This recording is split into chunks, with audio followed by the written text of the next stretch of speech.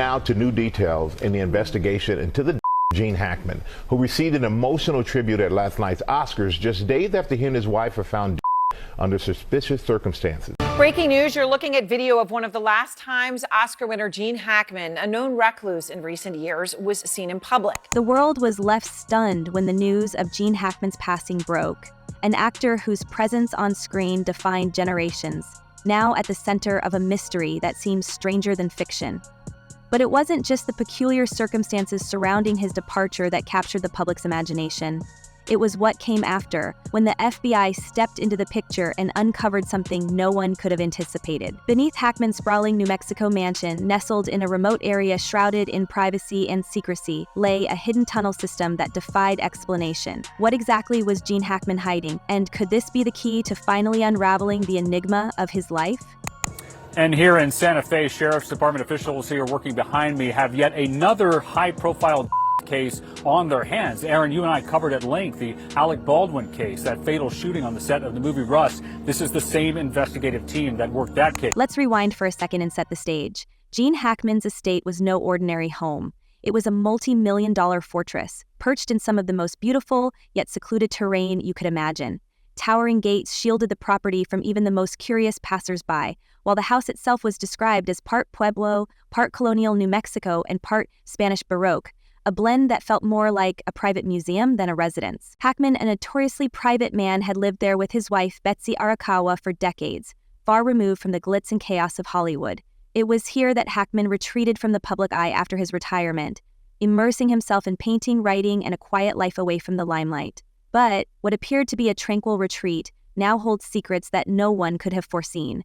As Hollywood gets ready to honor its best at the Academy Awards this weekend, there are still unanswered questions about the of two-time Oscar winner Gene Hackman and his wife. The couple was found this week in their New Mexico home. On Friday, investigators ruled out carbon monoxide poisoning and revealed other clues that may lead them to determine what did happen. When authorities entered the home, they initially sought answers to what had transpired during Hackman's final days. Yet it was what lay beneath the mansion that quickly stole their focus. A tunnel. Not just any tunnel, mind you. This was a hidden passageway that didn't appear on any blueprints. A secret space that Hackman had never spoken about to anyone. The mere existence of it was enough to raise eyebrows, but what the FBI found inside turned this discovery into something far more chilling. Much of the investigation is happening just up this road, behind gates and a guard, in an affluent neighborhood where homes are separated by acres of land. That's where Hackman and his wife chose to live, decidedly secluded. The descent into the tunnel was like stepping into a scene from a suspense film. Agents, flashlights in hand, carefully navigated their way down steep, creaky wooden stairs that led to a cold, damp space below the estate. The air was stale, the walls lined with rough, aged stone, and every step seemed to echo as if the walls themselves were whispering secrets. Dust hung thick in the air, undisturbed for what seemed like years, but it was the contents of the tunnel that truly set the tone for what was to come. Stacked along the walls were old wooden crates, their surfaces faded and splintered from time. Some were sealed shut, while others had rotted to the point of collapse, revealing glimpses of their contents. One crate in particular caught an agent's attention. It was slightly ajar, and inside lay a collection of photographs, yellowed with age, the edges curling. The images depicted unfamiliar faces, strangers from another era, engaged in what appeared to be clandestine meetings or gatherings. The locations in the photos were equally puzzling, showing places that didn't immediately match any known landmarks. Were these figures connected to Hackman in some way? And if so, how? Have investigators been able to get into the obtained cell phones? Not at this time. We have them in our possession. We'll be analyzing cell phone data, phone calls, text messages, events, photos in the cell phone to try to piece a timeline together. But the photographs were just the beginning. Beneath them were leather-bound files, their bindings cracked and fragile. The papers inside were filled with scribbled notes, diagrams, and what appeared to be coded messages. The language was cryptic, almost indecipherable, as if someone had gone to great lengths to obscure whatever information they held. Had Hackman been keeping secrets from his Hollywood days? Or was this tunnel tied to something far older, something he stumbled upon when he purchased the property? As agents sifted through the crates, their unease only deepened. Another box contained personal effects, items that seemed out of place in a hidden underground space. Among them was a vintage pocket watch, ornate jewelry, and a small notebook. The notebook's pages were filled with handwritten entries, but these weren't ordinary musings. They seemed more like confessions or fragments of memories, recounting events that didn't align with anything known about Hackman's public life. Was this his handwriting? Or had someone else left these behind? The deeper the agents explored, the stranger the discoveries became. In a darker corner of the tunnel where the flashlight beams barely reached, they spotted an iron door. Its surface was rusted, and there was no visible handle, only a heavy lock that looked like it hadn't been touched in decades. What was behind this door? Theories began to swirl among the team. Could it be a forgotten safe room designed for emergencies? Or was it something more sinister, a vault for secrets that Hackman, or perhaps someone before him, had sought to bury from the world?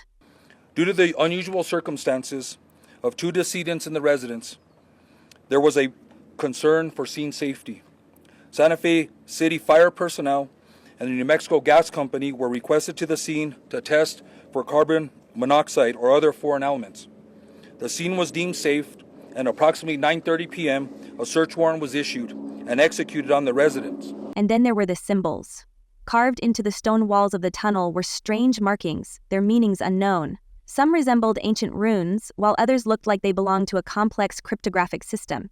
They were meticulously etched, not the work of someone casually scratching a surface. Was Hackman responsible for these carvings? Or had they been there long before he ever set foot on this land? Rumors began to spread like wildfire. Neighbors, already reeling from the shock of the initial investigation, started sharing stories of strange occurrences over the years. Some recalled seeing mysterious figures entering and leaving the property late at night, their identities concealed by the shadows.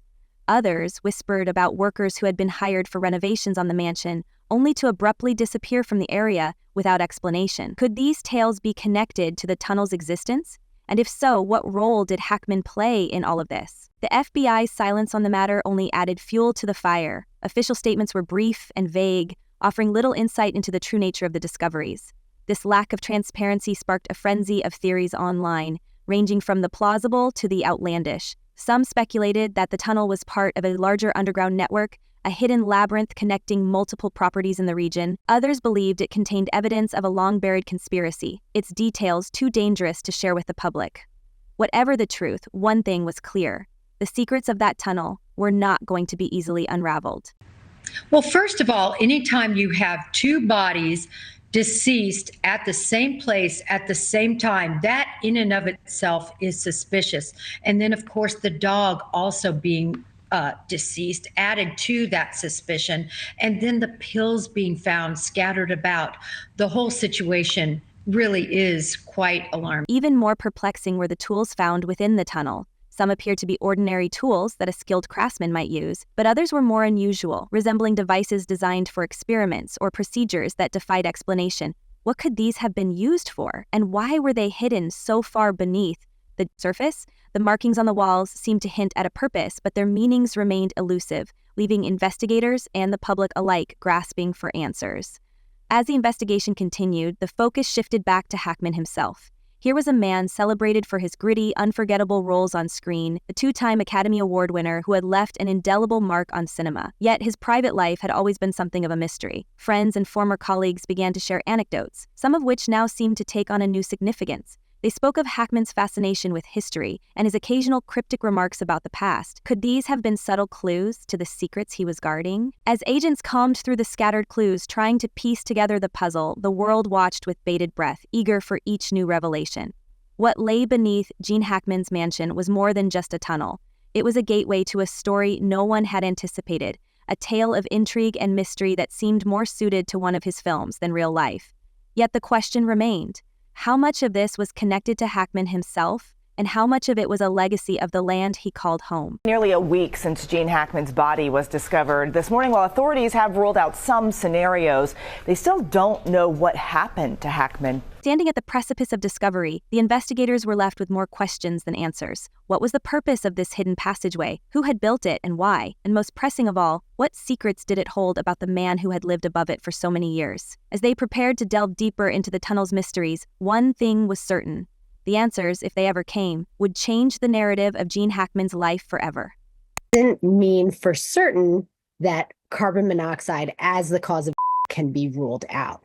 In certain situations, especially when it comes to delayed discovery, postmortem carbon monoxide levels can be unreliable in general. The story of Gene Hackman's secret tunnel has left the world both captivated and mystified. But to understand the full scope of this unimaginable discovery, we have to take a closer look at the man himself. Who was Gene Hackman really?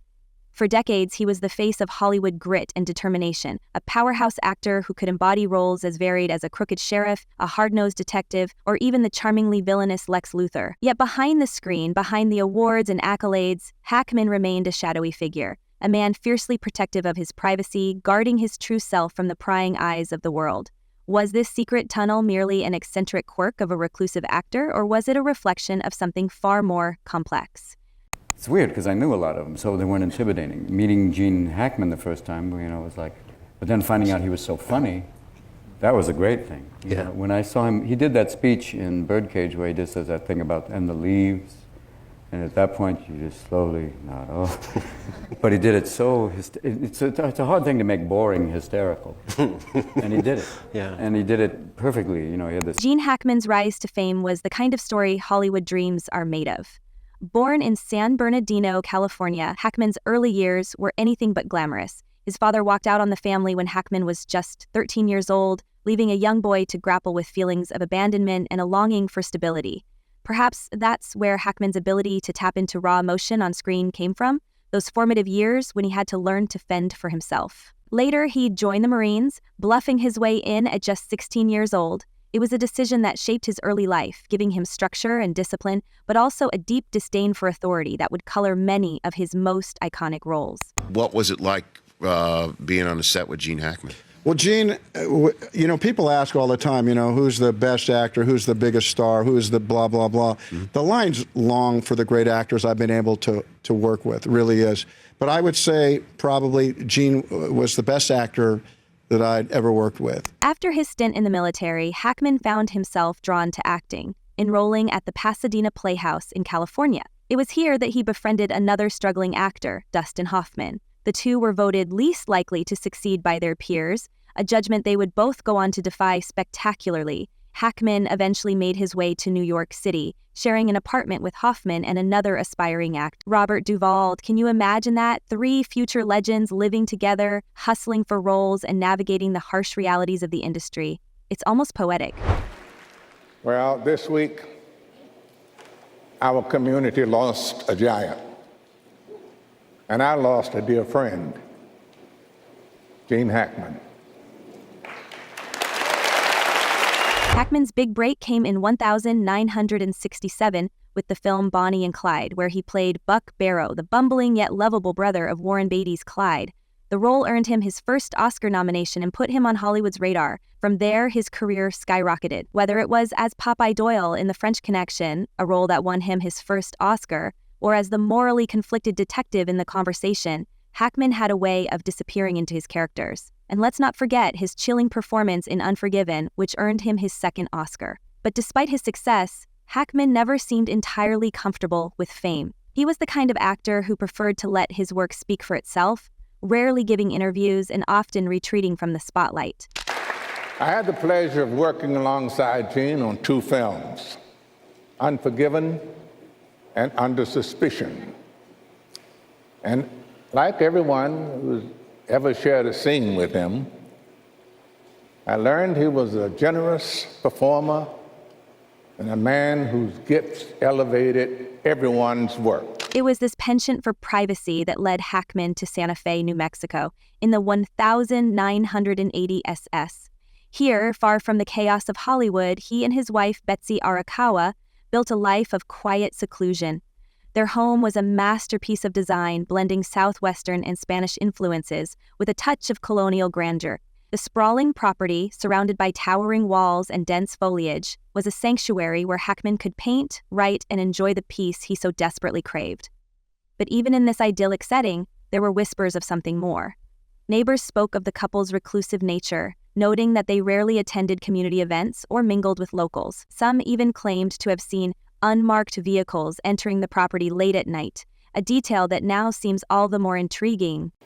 He received 2 Oscars, but more importantly, He won the hearts of film lovers all over the world. Gene always said, I don't think about legacy.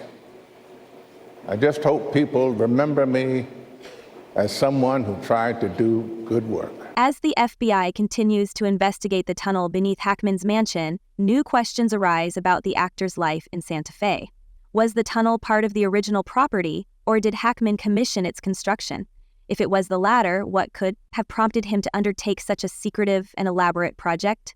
Some have speculated that the tunnel was an escape route, a precaution taken by a man who valued his privacy above all else. Others believe it was used to store valuable items, artwork, documents, or perhaps even relics from Hackman's Hollywood days. But the most tantalizing theory is that the tunnel was a gateway to an underground network connecting Hackman's estate to other properties in the area. Could this network have been part of a larger covert operation, or was it simply the result of Hackman's eccentric imagination? So I think I speak for us all when I say, Gene, you'll be remembered for that and for so much more. Rest in peace, my friend. Adding to the mystery are the strange symbols etched into the tunnel walls. Experts have yet to decipher their meaning, but some believe they could be linked to ancient cryptographic systems. The markings are precise, almost mathematical, suggesting a level of sophistication that seems out of place in a residential property. Were these symbols carved by Hackman himself, or do they predate his ownership of the estate? And if the latter is true, what does that say about the history of the land on which the mansion was built? Right now, we don't. Of course, we executed the search warrant yesterday, starting on the evening of the 26th, all into yesterday afternoon. And one of our investigators attended the autopsy yesterday. We don't have more information. We're trying to put things together, put together a timeline when the decedents were last seen or spoken to. Hackman's friends and former colleagues have also weighed in, sharing anecdotes that paint a picture of a man both enigmatic and deeply complex. Stuart Ashman, a friend and fellow Santa Fe resident, described Hackman as a man of great intellect and curiosity, someone who was always asking questions and probing deeper into life's mysteries. Others recalled Hackman's fascination with history and his love of storytelling, traits that now seem to hint at a man who may have been harboring secrets of his own. Even Hackman's family has acknowledged the strange circumstances surrounding his life in Santa Fe. Leslie Ann Allen, his youngest daughter, admitted that she hadn't spoken to her father in months, but insisted that he was in good health and spirits the last time they connected. Could Hackman have been keeping his family in the dark about the true nature of his life in New Mexico? The discovery of the tunnel has also reignited interest in Hackman's Hollywood career and the relationships he formed during his time in the industry. Some have pointed to his friendship with Warren Beatty, noting the parallels between their lives as reclusive icons. Others have questioned whether Hackman's decision to retire from acting in 2004 was motivated solely by health concerns, or if there were other factors at play. Did Hackman know something we don't? Was he retreating not just from Hollywood, but from a larger world of intrigue and danger? But they've clearly been for several days, and I'm saying days plural, in order to get that kind of mummification. One of the ways of figuring this out, obviously, is from the scene investigation to find out when did they last pick up the mail, when did they last check in with relatives, phone calls, those kind of things, because people generally will communicate with others during the course of their time. As the public waits for answers, the story of Gene Hackman's secret tunnel continues to unfold like one of his own films, layered, suspenseful, and full of unexpected twists. Each new piece of information adds another dimension to the narrative, deepening the mystery and leaving us with more questions than answers. What was Hackman's true purpose in building the tunnel? Who were the figures in the photographs, and what role did they play in his life? And perhaps most importantly, what legacy has Hackman left behind, both as an actor and as a man? In many ways, the mystery of the tunnel feels like a fitting final act for a man who spent his life portraying characters caught in moral and existential dilemmas. Gene Hackman was a master of the craft, a storyteller whose performances left an indelible mark on the world. And now, as the secrets of his life slowly come to light, he has once again captured our imaginations, reminding us that the greatest stories are often the ones we least expect. Could the tunnel be Hackman's final masterpiece, a riddle designed to keep us guessing long after the credits have rolled? Or is it simply an unfinished chapter in a life that was always more complex than it appeared? Let us know your thoughts in the comments below. And don't forget to subscribe for more updates as we continue to follow this unfolding story.